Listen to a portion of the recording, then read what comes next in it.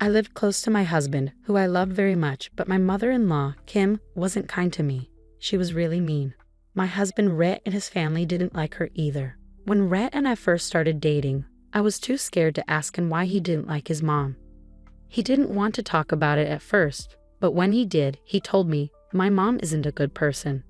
I know you see good in everyone, but my mom is mostly bad." "Why do you think that, Rhett? Did something bad happen?" "Yeah, a lot of things happened. She's greedy and only thinks about herself. Her spending caused my parents to get divorced. And she even got credit cards in mine and my sister's names when we were kids. My dad had to pay off all those debts to fix our credit. Oh my goodness, Kim never paid them back, but she lives in such a fancy house and spends a lot of money. That house was supposed to be my dad's. Mom threatened to stop us from seeing Dad if he didn't give her the house. The money she has actually comes from child support payments from Dad. She hardly used them for us. The way Kim treated Rhett and his sister Rosie was really awful. It's hard for me to even think about without getting upset. It completely changed how I saw Kim. After meeting George, Rhett's dad, it was clear that Kim was the real problem. She took advantage of George and his money. It was really sad. I didn't see or deal with Kim much before Rhett, and I got married because they didn't have a close relationship. But after we got married, I saw firsthand what she was like. Kim was always asking Rhett for money. She'd manipulate and guilt-trip him into giving her money. Because of this, Rhett could hardly save any money for himself. Things got even worse when we decided to buy a house. None of us could afford to buy it outright, but we saved up enough money for the down payment. It was our dream home, and we loved it. But Kim just got greedier. She even came to our house and said, "Wow, nice house you have here. Did you manage to get my son to pay for it? This house is huge. We're both contributing to paying for this house, Kim, and really it's none of your concern who owns it." "Well, it's my concern if my son is involved. What's his mind too? And speaking of him, I need him to send me some money. We're struggling at home." "What? Are you serious? We sent you $2,000 this month. What happened to that money?" "What I do with the money isn't your concern. Just tell him to send it through Venmo, and make sure he's more generous this time." That was her attitude every time I dealt with her. She acted like she deserved everything and didn't care about anyone else. She even took money from Rosie and George every month, despite having a part-time job. I doubt it even covered her expensive Starbucks habit. Her lavish lifestyle was funded by others, but I didn't feel the impact because Rhett took care of everything. Little did I know, things would soon take a turn for the worse. You see, about 2 years after we got married, Rhett passed away unexpectedly from a rare illness. It was a shock, and we didn't have time to prepare. I was devastated and felt like giving up. Rhett was my soulmate, and I couldn't imagine life without him. Rosie and George were there for me during this difficult time. They helped me cope while they mourned Rhett too. It brought us closer together, but Kim didn't seem affected at all. She barely shed a tear at the funeral and never reached out to me or helped with the arrangements. Kim seemed more focused on her own agenda. Right after the funeral, she said, "Now that the funeral's done, let's discuss Rhett's will." "What do you mean?" "Have some decency, Kim. You just lost your son and all you care about is his will. Don't lecture me. I need to know what I'm getting from his belongings." "You're not getting anything. How could you expect to when you've been nothing but a terrible mother to him?" "That can't be true. I'll sue you if you don't give me my share." Most of his money went towards his medical bills. Plus, he gave you a lot of money every month, leaving him with hardly any savings. You've got some nerve to ask for more after everything. He's the one who paid for the house you live in. I know that. I want my share of it. It can't all be yours. The house belongs to me, and there's nothing you can do to change that. You better keep your distance. Rhett put up with you, but I won't. I'll make sure I get what's fair. You'll hear from me." With that, Kim stormed off. I couldn't believe what had just happened. It only made me sadder to see how little Rhett's mother cared about his passing. I broke down again, knowing there was more bad news to come. When I got home after the funeral, I noticed that someone had been in the house. I panicked and checked all my belongings. It turned out that most of Rhett's things were missing. I couldn't even find his wedding ring, the one he gave back to me so I could keep it as a memory of him. Now it was gone from the house. Even our wedding album was missing. I was on the brink of another breakdown, and I had no idea who could have done this. It had to be someone close to us, a thief would have taken much more. In my mind, there was only one person who could have done this. At that moment, I received a call from Kim. She said, "Now that you've had some time to think, I'll give you a chance. Sign over your share of the house." "How can you still be doing this, Kim? That's never going to happen." "You're still being stubborn, I see. Here's the deal, Naomi. I have Brett's wedding ring with me, and I've also gathered all his childhood belongings along with your wedding album from the house." "What? How is that even possible?" "It was simple to make a spare key from Rhett's house keys. I slipped in while you were occupied with the casket. It's quite a pity, isn't it? You'll hand those items back over, Kim. I'll inform the police." "Yes, you could do that. But I'd destroy them before the police arrive. They might catch me, but you'll never see your precious items again." "What do you want?" "Sign over the house, Naomi. I want the entire house. Since you've been so cheeky with me, I'll give you back the items as soon as you sign the papers." And with that, she hung up on me. I was left in disbelief. I didn't know what to do. Kim had taken all the precious things I had left of Rhett. I wanted them back desperately. The house meant little to me.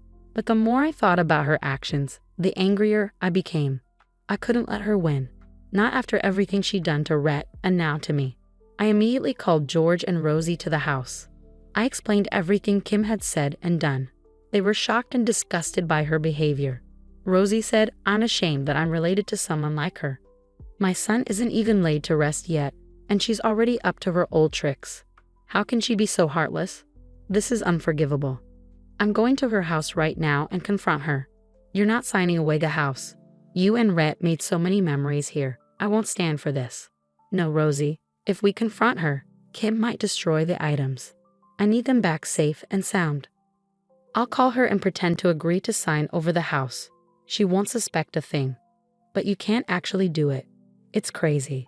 Please, Naomi, don't give in to her evil schemes." "Don't worry, guys. I won't let her win.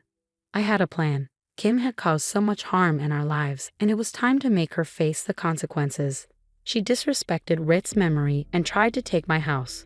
I wasn't going to let her get away with it easily. I shared my plan with George and Rosie, and they agreed to help me. So I called Kim and told her to get the papers ready. I pretended to be ready to sign over the house to her. Kim was thrilled at my apparent surrender. She said the papers would be ready soon. The nerve of this woman was unbelievable. A week later, Kim called me to sign the papers. I went through them carefully and then handed her some additional papers prepared by my lawyer. I told her to sign them. "I've already signed the property papers and processed them," I said. "Here's the legal document stating that you've accepted the gift." "Oh, do I need to sign this? I can't wait. Just tell me what to do." "You just need to sign these papers, that's all." "There, I've signed these papers and accepted your gift. So I hope you can move out of the house this month. I'll slowly start shifting there. I need to make a lot of redecorations, so make it quick." "Don't worry, Kim, you have exactly a month to move into your new house. There won't be any issues. See, it wasn't so difficult, was it? You get what you wanted, and I get what I wanted." Kim was foolish enough to believe I'd just sign away the house. Well, it turns out she was the foolish one. What Kim didn't realize was that I had swapped the papers. I put my signature on a fake document filled with nonsense. She never bothered to read the papers she signed. Kim thought she was signing to accept the house as a gift. She's going to be in for a surprise when she finds out how wrong she was. Kim was in for a huge shock. Being her foolish and overly confident self, she decided to throw a lavish party. Apparently, she spent most of her savings on it. I suppose she assumed everyone would keep funding her extravagant lifestyle.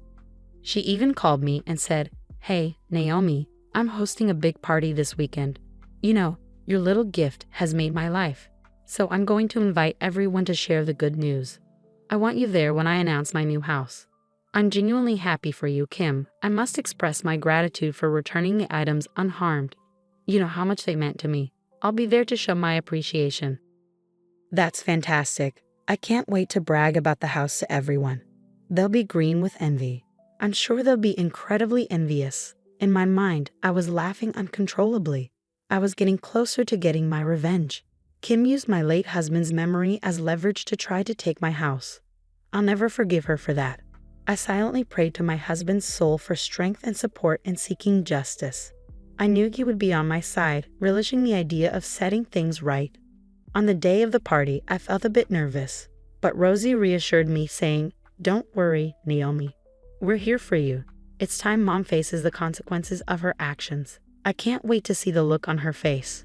I know Rosie. She's had this coming for a long time. I just hope everyone sees her for who she really is. Everyone will be on your side once they hear the whole story. You're incredibly brave, Naomi. My brother would be so proud of you. Rosie's words filled me with courage. I felt confident and prepared to face whatever came my way. When we arrived at the party, Kim had indeed thrown a grand affair, as she promised. It was evident as she was ecstatic about her new house and wanted to celebrate it in style. I couldn't help but feel a sense of excitement as I took in all the festivities. Many familiar faces filled the room, and I was glad to be surrounded by friends. The real spectacle began when Kim stood up to make a toast. Everyone was curious about the reason behind such an extravagant party, so they eagerly awaited her announcement. Kim said, "Thank you all for being here. Today is a special day for me, and I wanted to share it with my loved ones. Recently, I achieved a lifelong dream, so this party is a celebration of my accomplishment." Kim, why don't you just come out with it? I'm sure everyone's curious about why we're all gathered here. Of course I'll share, Naomi. It's only fair to let them in on the excitement. Everyone, I've been given my dream home by Naomi. She generously gifted me her old house. I'm absolutely thrilled. She made a huge sacrifice, and I'm so grateful to her. Thank you for what, Kim? For falling for your scheme and signing away my house? Well, you're in for a surprise. Let me tell you. What do you mean? I tricked you all. None of that happened. Everyone, I'm here to reveal the truth. Kim kept some valuable possessions of my late husband and forced me to sign over the house. She blackmailed me, threatening to destroy those items and make me suffer. Kim planned everything from the moment my late husband passed away. There was a collective gasp from the crowd as they exchanged shocked whispers. I turned to look at Kim, who appeared visibly nervous. She stuttered, No, Naomi is just joking. None of that happened. She couldn't handle the upkeep of such a large house, and the mortgage was too much for her, so she decided to sign it over to me. It's not true at all. Rosie and George know the truth. They'll vouch for me. Naomi is telling the truth, Kim. You tried to blackmail her into signing away the house. Rosie and I tried to intervene, but you didn't listen to any of us. Yes, that's correct. You need to stop lying to everyone. All of you acted in my best interest, Kim. I deserve the house too. After all, my son contributed to it as well. That house should rightfully belong to me. Naomi was foolish to give it up for a few sentimental items. Are you that naive, Kim? Did you honestly believe I would sign over my house to you?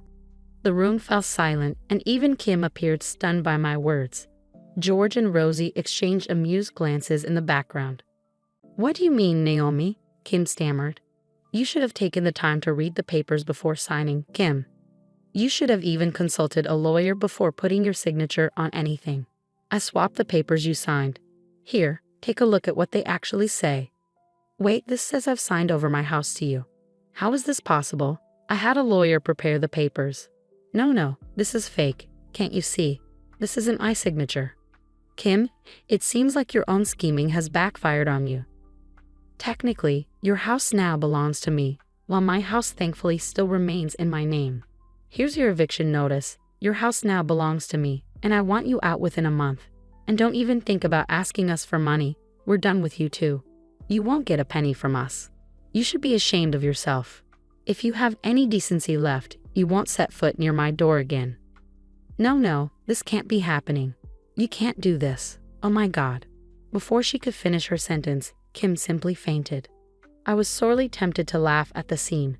No one rushed to help Kim. Instead, they threw disgusted looks her way. Some even left the party after offering me words of support. Nobody defended Kim because they knew exactly the kind of person she was. It was George who called 911 and requested an ambulance. Kim was taken to the hospital for evaluation. Meanwhile, I stayed at the party with Rosie and enjoyed myself. Everyone there criticized Kim as they never liked her manipulative ways. This time, they were glad to see someone stand up to her. The next day, I received numerous calls from Kim. She begged me to cancel the agreement and give her the house back. She even threatened legal action. I simply reminded her that she had signed the papers willingly and there was nothing she could do. I also warned her that I could legally evict her from the house after a month. Despite her pleas, I stood firm. Before the month was up, I found a perfect buyer for Kim's home. They were a young couple who reminded me a lot of myself and my late husband. So I accepted their offer and sold the house for a good price. Kim lashed out at me when she found out, but quickly backed off when I threatened to involve the police for harassment. Without the financial means to handle legal troubles, she fell silent. Later, Jordan and Rosie told me that Kim had been begging them to take her in. She was on the brink of homelessness and had no money. However, they were fed up with her toxic behavior and refused to support her again. Meanwhile, I've been gradually rebuilding my life. With the proceeds from selling Kim's house, I was able to fully pay off my own home. I even had enough left over to treat George and Rosie to a vacation. While I may not be interested in dating again, it brings me comfort to know that I can continue living in the house I shared with my late husband.